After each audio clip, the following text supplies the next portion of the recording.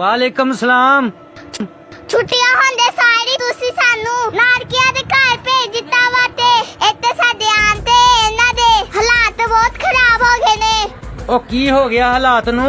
ਨਾਨਾ ਅੱਬੂ ਜੀ ਤੇ ਨਾਨੀ ਅੰਮੀ ਜੀ ਚੋਪੇ ਹੋ ਗਏ ਨੇ। ਮਾਮੂ ਜੀ ਸਿਰ ਫਟ ਕੇ ਬਹਿ ਗਏ ਨੇ ਤੇ ਮਾਮੀ ਨੇ ਸਿਰ ਤੇ ਪੱਟੀ ਬੰਨ ਲਈ ਆ।